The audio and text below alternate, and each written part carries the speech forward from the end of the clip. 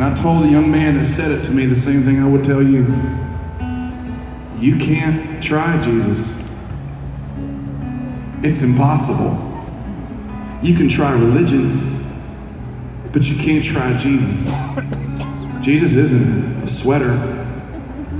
He's not a car. You can't test drive him. You can test drive church, and there's be a flat tire most of the time, won't it? A church is like a Snickers. You are gonna find a nut sooner or later. Please, understand that. Jesus isn't a diet. I know diets.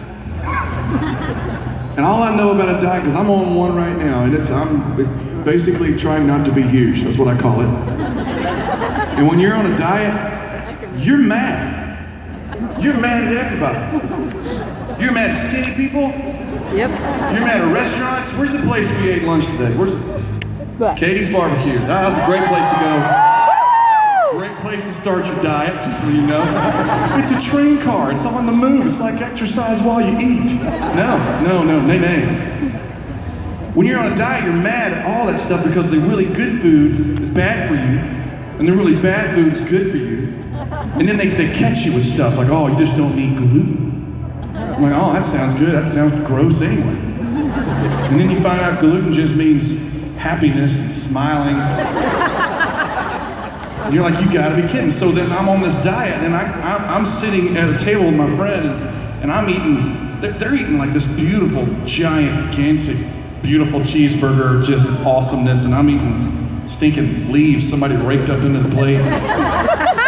That's not food. That's what food eats, okay? Stay with me. Stay with me. I'm a youth pastor. We always come around. I'm mad at you, and I want you to know everything that's wrong with what you're eating. I'm looking up YouTube videos on my phone so I can show you that you're dying in front of me right now. Because I want you to be as miserable as I am, right? See, a diet is something that you start when you're full. True?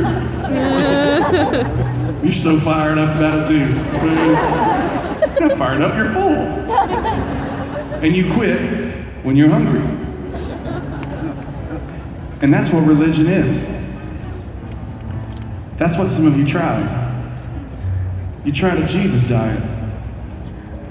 Religion is looking in the mirror, something bringing your attention to yourself, and you look in the mirror and you're like, oh gosh, how did I get like this? I gotta do something about this. I can't do that. I can't live like this anymore. Man, I'm gonna get right. I'm gonna get right with God. I'm gonna make this right. So I'm gonna go to that Jesus building, and I'm gonna listen to those Jesus people, and whatever they do, I'm gonna do it too.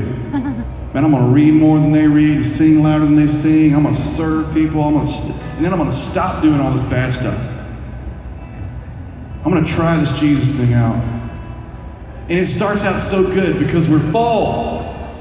Whatever it was that disgusted us in ourselves, we're still full of it. The poison's still in us, and we're still I'm not really hungry for that anymore, so I'm really fired up to live for God now. Because that's what religion does. It's like a cup with a hole in it. But as that stuff starts leaking out, we start realizing how hard it is to keep these new rules we just made for ourselves. We don't seem to have the kind of joy everybody else has. And we just start falling and failing, and then there's so much guilt. We're like, oh, I gotta try this again, I gotta try this again. And we keep working our way back to God until finally, man, I can't do this. Jesus is not a diet you try. Jesus is a person you trust.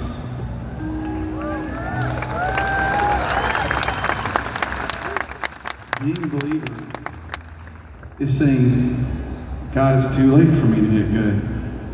I can't stop doing this.